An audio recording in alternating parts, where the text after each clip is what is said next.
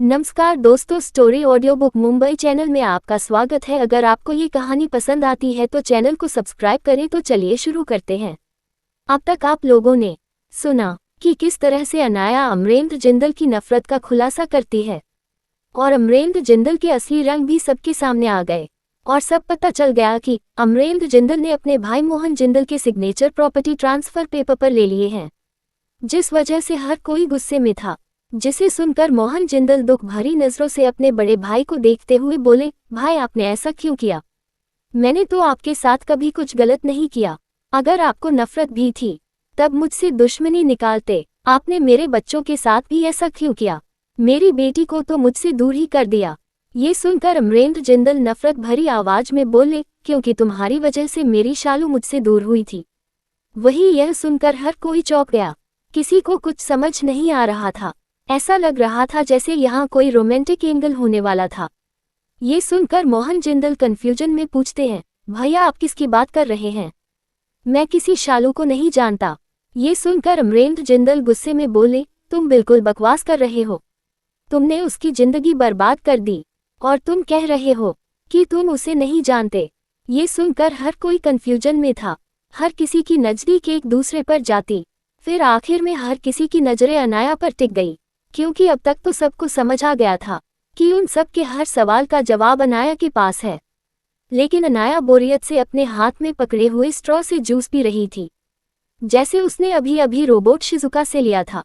उसका कोई इरादा नहीं था कुछ बोलने का। तभी हर्षद जिंदल थोड़ी परेशान आवाज में बोला, अनाया प्रिंसेस अब बता भी दो, यह शालू कौन है? वैसे भी तुम्हारे अलावा यहाँ किसी को कुछ और नहीं है। ये सुनकर अनाया एक सीप जूस पीते हुए किसी छोटे बच्चों की तरह पाउट बनाकर बोली, अरे यह शालू तो मिस्टर अमरेंद्र जिंदल की पहली बीवी, या फिर कह सकते हैं छुपी हुई बीवी थी, जिस बारे में किसी को नहीं पता।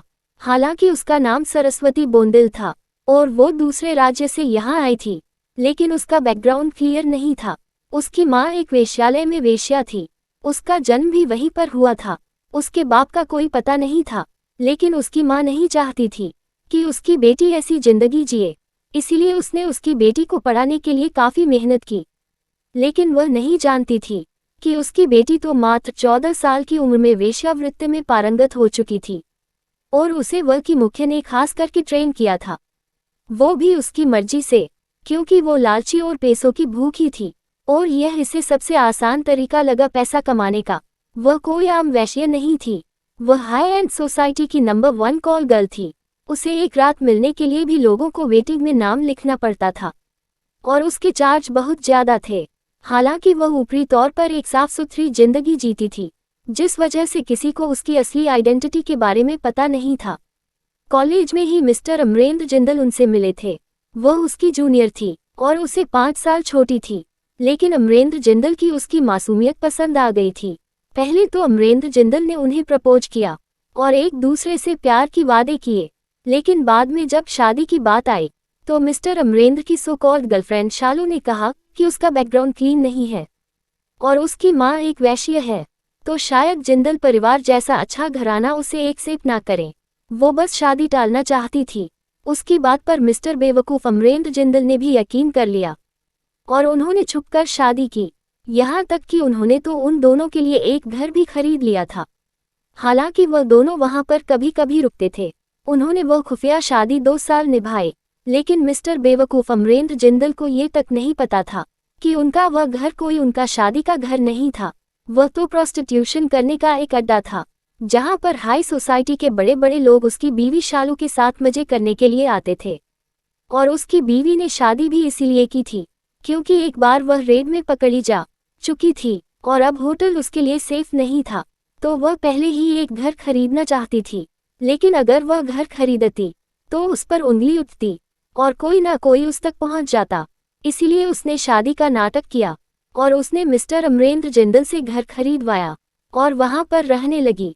उसने पहले ही किसी को अमरेंद्र जिंदल पर नजर रखने के लिए कह दिया था, जिस वजह से उसे पता होता था कि कब अमरेंद्र जिंदल घर आएगा, कब नहीं आएगा। और जब वह नहीं आता था तो देश के जाने माने पॉलिटिशियन हो या फिर कोई मिलिट्री ऑफिसर या फिर कोई अमीर बिजनेसमैन अक्सर उसकी रातों में मिलने आते थे और वह उसके साथ मजे करके उसका एंटरटेनमेंट करती थी। वही यह सब कुछ सुनकर अमरेंद्र जिंदल गुस्से से बौखला गया था। वह गुस्से में खड़ा हुआ और अनाया को उंगली दिखाकर बोला, बस बहुत हुआ, तुम मेरी शालू को बदनाम कर रही हो। तब ऐसा कुछ नहीं हुआ था, तुम घटिया लड़की, तुम्हारी हिम्मत कैसे हुई यह सब कुछ कहने की। ये सुनकर अनाया भी उसे छोटी नजरों से घूरते हुए बोली, ओह तो मैं गलत बोल रही हूँ। फिर वह पीछे खड़ी हुई रोबोट नोबिता से बोली, जरा मिस्टर अमरेंद्र जिंदल को प्रूफ तो दिखाओ। अभी वह इतना ही बोली थी कि रोबोट नोबिता आगे आया और एक फाइल का बंच अमरेंद्र जिंदल के सामने फेंक दिया।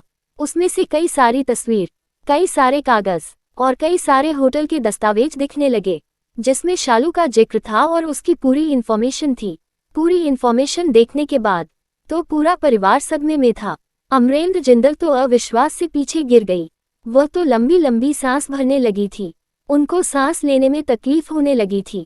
तभी हमारी जिज्ञासु बिल्ली ज्ञान जिंदल बोला, लिटिल सिस्टर, छोटी बहन, आगे बताओ, आगे क्या हुआ था, मुझे सब कुछ जानना है। इतने साल इन लोगों ने हमारे साथ इतना सब कुछ किया, अब तो मुझे पूरी इन्फॉर्मेशन चाहिए। ये सुनकर अनाया मुस्कुराते हुए बोली, आगे तो और ज्यादा एक्साइटिंग न्यूज़ है। जब हमारे पर नाना यानी कि अमरेंद्र जिंदल के डेड को इस बारे में पता चला तो उसने उसे शालू की इन्फॉर्मेशन निकाली और अमरेंद्र जिंदल को साफ साफ चेतावनी दे दी कि वो उससे दूर रहे। वह उसकी पूरी असलियत जानते थे। आखिर वह उस वक्त में एक मिलिट्री जनरल थे, तो भला किसी की इन्फॉर्मेशन निकालना उनके लिए आम सी बात थी। लेकिन ये तो अपने शालू के प्यार में इतने अंधे थे कि अपने डेड को ही अपने प्यार का दुश्मन समझने लगे और उन्हें लगा कि यह सब कुछ उनकी सौतेली माँ की वजह से हो रहा है। इसलिए उसने डेड के कान भरे, जो अक्सर अपने ही परिवार के खिलाफ कान भरती थी। और सबसे एक्साइटिंग बात तो तब हुई जब इस शालू को हमारे नाना जी मोहन दादाजी से प्यार हो गया। ये सुनकर तो हर कोई आंखें फाड़े कभी अनाया को देखते, तो कभी जिंदल को देखते, तो कभी मोहन जिंदल को। हर कोई अनाया को किसी टाइम बम की तरह देख रहा था, क्योंकि अनाया के हर लफ्ज पूरे परिवार को किसी बम की तरह विस्फोट कर रहे थे। अनाया के मामा मामी तो अनाया को किसी देवी की तरह देखने लगे। तभी मोहन जिंदल कंफ्यूजन में पूछते हैं, लेकिन मैं किसी शालू को नहीं जानता बेटा, तुम ऐसा क्यों कह रही हो कि वह मेरे प्यार में पड़ी थी। ये सुनकर अनाया गहरी सांस लेकर बोली, हाँ आपको कैसे पता होगी, आप अपने जमाने में कुछ ज्यादा ही हैंडसम थे। कितनी लड़कियों ने आपको प्रपोज किया होगा, आपको तो याद भी नहीं होगा। उसी में से एक शालू थी जिसने आपको एक मिलिट्री पार्टी में देखा था। वह वहां पर एक हाई रैंक मिलिट्री जनरल की मिस्ट्रेस बनकर आई थी। वो अधेड़ उम्र का जनरल अपनी बीवी के डाइवोर्स के बाद इन सभी के लिए काफी बदनाम था। हालांकि वह अपने काम में बहुत अच्छा था और देश के लिए डेडिकेट था, इसीलिए कोई ऐसा कुछ ज्यादा नहीं कहता था। उसी वक्त उसने आपको पार्टी में देखा था, यहाँ तक कि इस पार्टी में उसने आपको अप्रोच भी किया था, लेकिन आपने अनजाने में ही सही उसकी इंसल्ट कर दी थी और उसकी जगह मिसेज अरुणा जिंदल को अपने साथ डांस करने के लिए स्टेज पर लेकर गए थे, जिस वजह से उसकी इंसल्ट हुई थी। यहाँ तक कि वहां पर कुछ हायर सोसाइटी की औरतों ने मिस शालू को नीचा भी दिखाया था और उसे बाजारों कहा था, जिसको शालू बर्दाश्त नहीं कर पाए और उसने आपकी इन्फॉर्मेशन निकाली। लेकिन जैसे ही उसे पता चला कि आप अमरेंद्र जिंदल के भाई हैं, वह समझ गई कि वह आपको हासिल नहीं कर पाएगी। पहले ही वह अमरेंद्र जिंदल को धोखा दे रही थी, लेकिन वह जानती थी कि वह काफी पावरफुल मैन है, इसलिए उसने एक नई चाल चली। उसने अमरेंद्र जिंदल से कहा कि आप उसके पीछे पड़े हैं और आपने उसके साथ बदतमीजी की। उस रात मिस्टर अमरेंद्र बेवकूफ की तरह घर वापस आए और उसने साथ झगड़ा भी किया, जिस वजह से आपके पिता ने अमरिंदर जिंदल को अपने चाबुक से मारा था। तब से ही मिस्टर अमरेंद्र जिंदल आपसी दुश्मनी पाल रहे हैं। यहाँ तक कि इसकी सालों ने तो अपनी झूठी मौत का भी नाटक रचा और पूरा इल्जाम आप पर डाल दिया और अपनी सुसाइड नोट में लिखा कि वह ये बदतमीजी बर्दाश्त नहीं कर पा रही है कि किसी ने उसकी इज्जत पर हाथ डाला, इसीलिए वह इस दुनिया को छोड़कर जा रही है। ऐसे कई सारी इमोशनल चीज उसने अमरिंदर जिंदल के लिए लिखी और फिर खुद इस देश से गायब हो गई। तब से ही मिस्टर अमरेंद्र जिंदल को लग रहा था कि आपने उसकी शोकोल शालू के साथ बदतमीजी की थी या फिर उसका रेप किया था, इसीलिए वह दिल से आपसे नफरत करते हैं।